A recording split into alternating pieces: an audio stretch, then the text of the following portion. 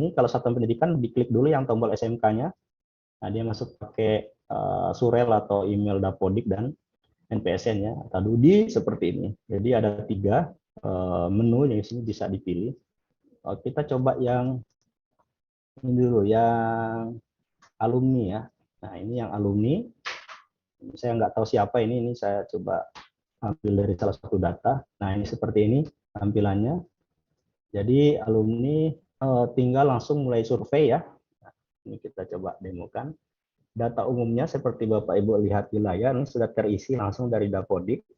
Ya, NPSN sekolahnya dari Gili Trawangan ini ya, tahun lulus 2022, kompetensinya perhotelan, program bidang studi. Ini tidak bisa dirubah ya karena sudah otomatis dari Dapodik. Nah, dia hanya mengisi data pribadinya, update data pribadi cuma ada 5 ya. Jadi misalnya tempat tinggal sekarang dia pindah ke Bali, kabupaten apa, ini otomatis ya drop down-nya tinggal menyesuaikan dengan provinsi. Lalu emailnya, nah ini kalau tidak ada email bagaimana? Ya itu bisa sembarang ya, atau bisa dikosongin, nomor HP juga.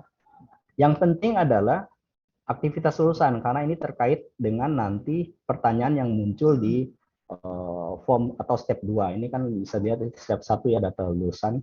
Jadi misalnya dia tidak melanjutkan perguruan tinggi, ya. Kemudian dalam seminggu terakhir apakah sedang bekerja dan berusaha. Ini nanti kalau saya pencet iya, ada pertanyaan cabang gitu ya. Jadi ini beda-beda pertanyaannya. Nah, misalnya saya sebagai buruh, karyawan atau pegawai. Nah, ini pertanyaan kuesionernya. Nah, 3 opsi ini nanti ketika simpan dan lanjutkan, dia nanti langsung terklasifikasi sebagai lulusan yang bekerja. Ini step 2 ini akan berbeda-beda tiap alumni gitu. Apakah Anda telah bekerja sebelum lulus SMK? Misalnya tidak gitu ya. Kalau terus kapan mendapatkan pekerjaan terakhir? Nah, ini bisa bisa diisi ya bulannya ya. Ini kita record bulan. Di mana lokasi Anda bekerja, dalam negeri boleh, kalau luar negeri nanti ada nama negaranya muncul. Dalam negeri ya kita contohkan ya, misalnya di Bali, di Leleng misalnya, contoh aja ya. Nah, apa nama pekerjaan posisi saat ini? Misalnya operator. Ini bebas ya, ini isian bebas. Nama tempat bekerja juga nanti dia di PT Demo.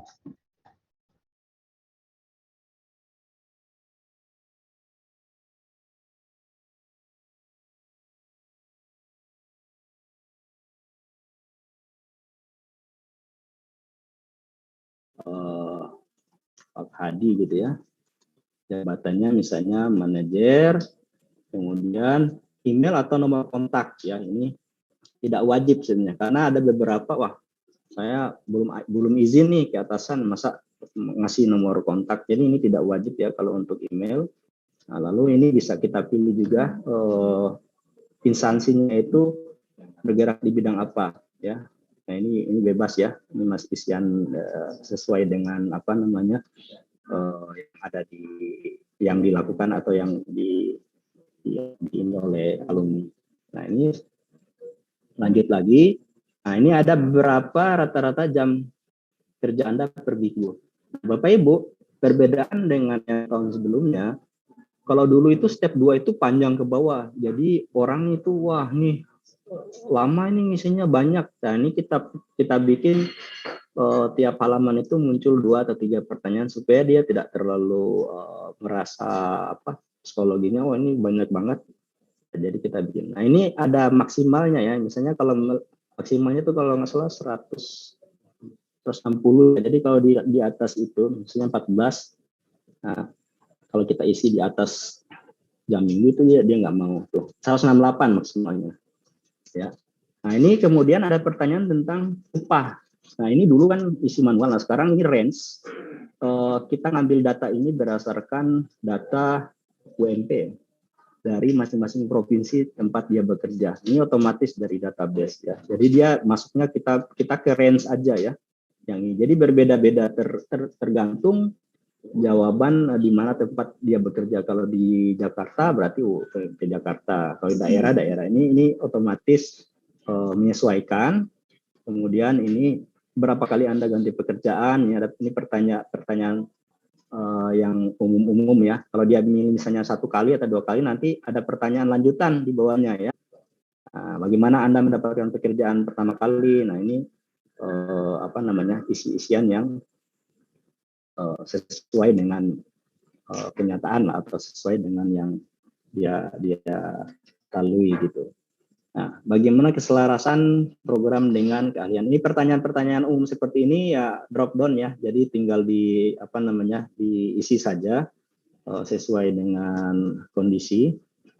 Nah, itu pertanyaan enggak banyak. Nah, umpan balik yang untuk ke direktorat. Jadi ini ada alasan, keinginan sendiri, misalnya berapa durasi menyelesaikan PKL, 6 bulan atau lebih. Ini data-data yang dari sesuai instrumen. Dia tinggal mengisi saja.